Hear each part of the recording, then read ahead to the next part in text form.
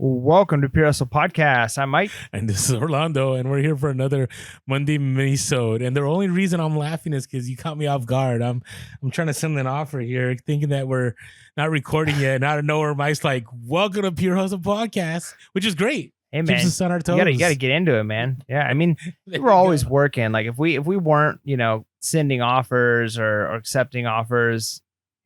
Gas stations, or I'm pumping gas and listing things sometimes. So, wow, that's just part of it. But anyways, yeah. So welcome to our Monday mini. Our Monday mini episodes are kind of short, typically like 10 minutes or so, and it's our opportunity to kind of just talk about one concept in a short amount of time. But we know a lot of the people. I mean, we're podcasts. That's what we do, and so every Wednesday we have an hour 15-minute plus episode that drops on YouTube and anywhere you can listen to your podcast. So if you're watching this on YouTube right now, make sure to subscribe, on iTunes or Spotify, wherever you listen to podcasts, or subscribe on YouTube so you can see the Wednesday episodes, which are a little bit longer. But today we're going to be talking about what might seem like a basic thing, but I can't tell you how many times we have experienced resellers who listen to these basic episodes about reselling and they're like, "Oh my gosh, I needed to hear that," or "Yeah, I did that yesterday." And so sometimes it's important to go back to the basics, and we're going to be talking about when should you be picking up an item. I know, and this is uber basic. I get it, and I know. And even when I was thinking about this, but the reason I thought also it was a good idea is because things change, right? The reason you might have picked up something in 2020 is not the same reason. Now, there might be some same reasons, but things have changed, right? And so I'll give you a quick example. We didn't have promoted listings back in, we did, but not the way we have them now in 2020, right? We didn't have dynamic ad rates. We didn't have, promoted standards, pay-per-click, right? I forget what it's called, whatever it is, right? We may have had standard. At the same time, we didn't have therapy research of 2 years, right? We also didn't have the popularity of online buying as we do now. We didn't have, and so there's a lot of things that have changed, right? So the first one here is very basic. But if it sells for good profit, you should pick it up. But what do I mean by that? I mean it's does it really? The reason I say that is because when you're a new seller, you're able to rationalize picking up bad items. I still rationalize. Like, I'll pick up something and I'm like, "Oh, it sold once. Oh, you know what? If I flip this quick, I'll make a quick $5-10. Oh, yeah, the sell-through rate isn't great. There's more listed than sold." But that's just because they didn't put their listing right? That's because they don't offer free returns. And what I want to encourage everybody is like, hey, make sure it is selling. Don't rationalize yourself out. Don't get emotional about it. Look at the facts, because facts is what's going to keep you profitable. On top of that, make sure that when you're picking up an item, there's room to make money. Don't pick up something. I see this all the time on social media, especially on the TikTok world, where somebody picks up something for like $5-10 and they're like, "I can flip this for 20 to 30. I'm like, that's terrible margins. The reason it's terrible margins, especially on eBay, is twofold. I think it's even worse on Amazon, but it's bad on eBay. One is you all have to think about the fees, right? And if now things are different in 2023, where you have to do promoted listing standard, you have to do, dynamic ad rates. eBay takes fees on shipping. eBay takes fees on taxes. Right. And gas prices are higher, right? You got to think about that. You got to think about, all the different costs to an item. You may lose money. You may pick up something for $10 and flip it for 30, but maybe you're making at the end, maybe $2 to $3. And then you got to think to yourself, the time I spent picking up that item, listing that item, shipping that item, what are you making hourly? Like, is it really worth your time? Or are you better off picking up something for $5 and selling it for $50, which will take you more time, but that's when you should pick up an item, right? So I know this sounds basic, but a lot has changed.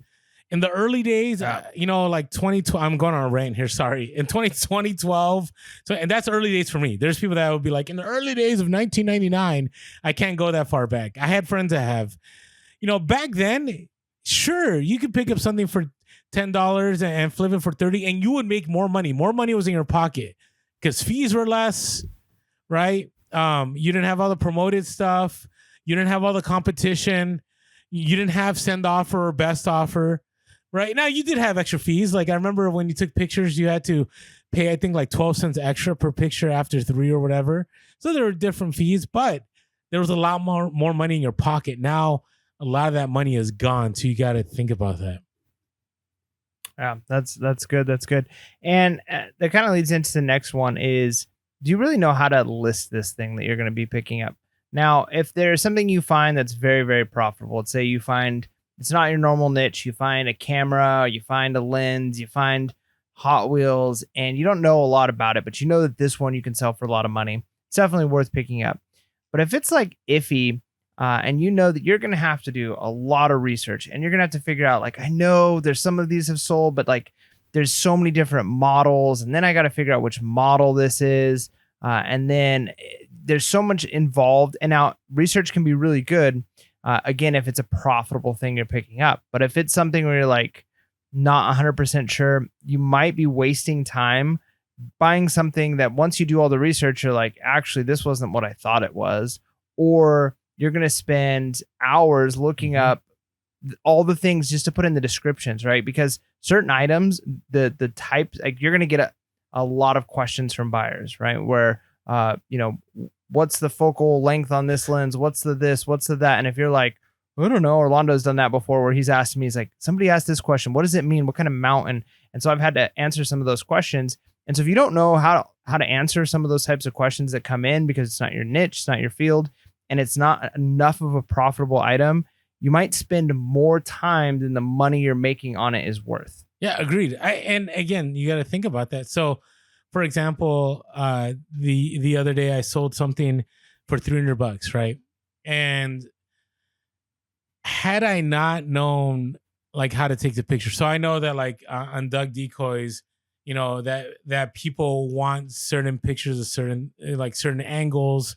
Like so I already take care of all that. But, this kind of leads into our next one too, is like, do you know how to ship it? Right. So on top of listening to how to ship it. So for example, when you list, are you aware like how to put in the listing where you're not losing money? Right. Do you know that like if, for example, a Doug Decoy, you probably need to float the box. Do you know how to float a box?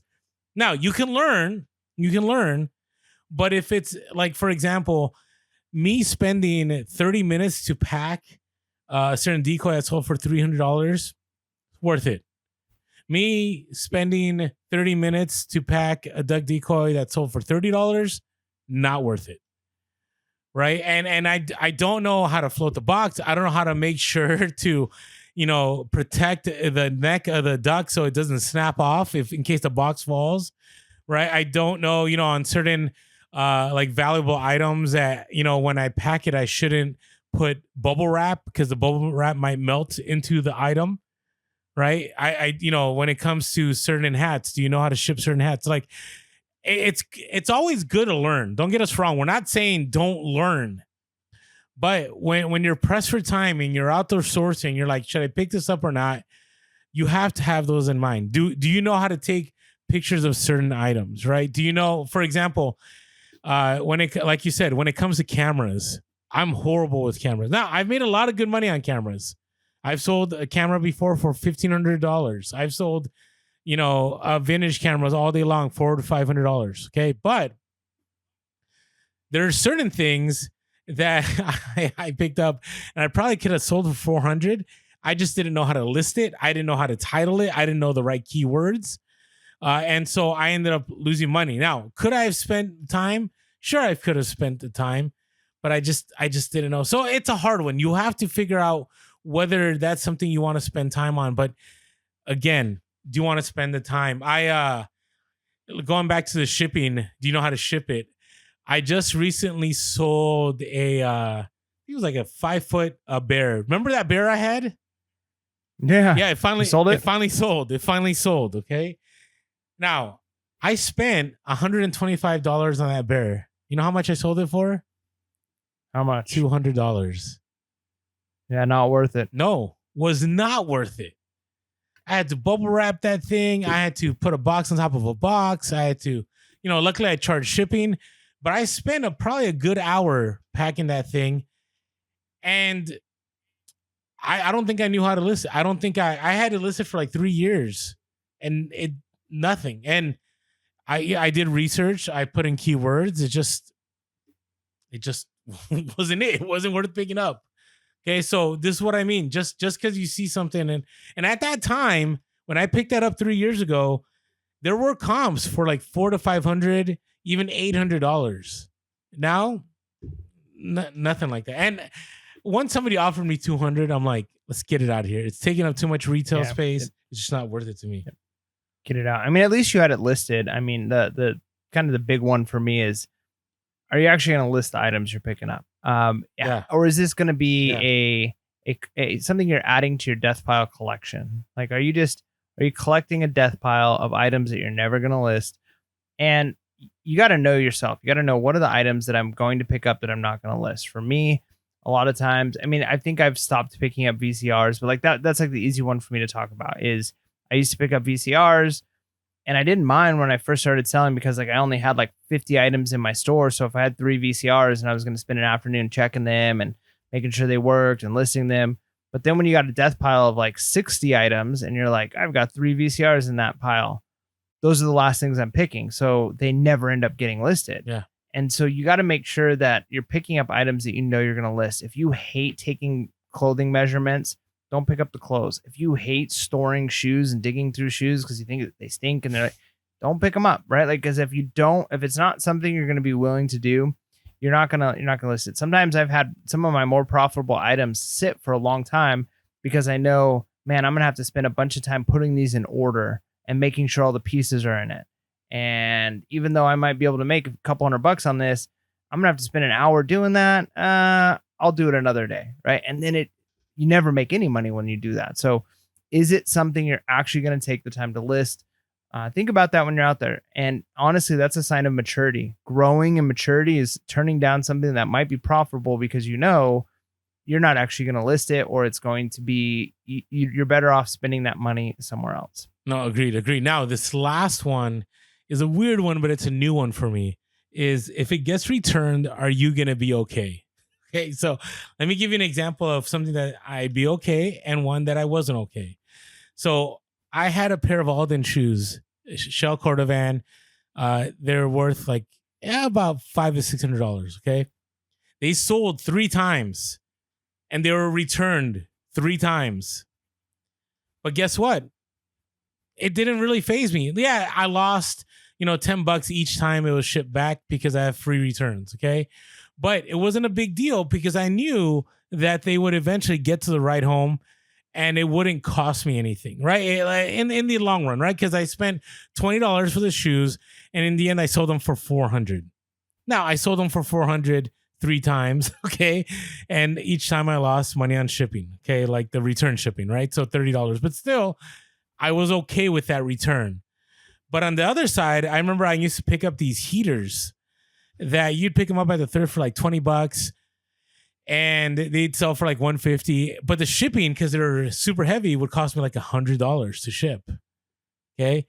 And twice I shipped these out, and for whatever reason, buyer would say it doesn't work, or this one, it started a fire, or whatever it is. Well, what choices do I have? Right? If I had free returns, which I do, it's going to kill me, right? Because I'm going to end up actually losing money, right? Because they're going to get all their money back on the shipping that they paid. They're going to get their money back on what they paid for the item. And I'm going to have to pay $100 for that thing to get shipped back to me. So once that happened to me twice, I was like, I'm never sourcing these again. Now, you can make the argument, Orlando, you could charge return shipping. Okay, I could. That's fine. Right? But what if they really wanted to take that to eBay and do an iNet and say it's effective, and I sold them something that doesn't work and they don't want to pay the return shipping? Then I'm out of luck. I'm still going to have a loss. So make sure it's something that, you know, if it gets returned to you, you'll be able to sell again and still make money on that item. Right. So that's what I mean. Be careful when you pick things up. Does that make sense? Yeah. Yeah. It's good. So anyways, hopefully these were helpful. I know they're basic, but I think there's some nuances there, even if you're, you know, somebody who's been reselling for years, to think about when it comes to, should I pick this item up? And with that being said, make sure to be real. Be relevant. And be reselling. Late. Peace.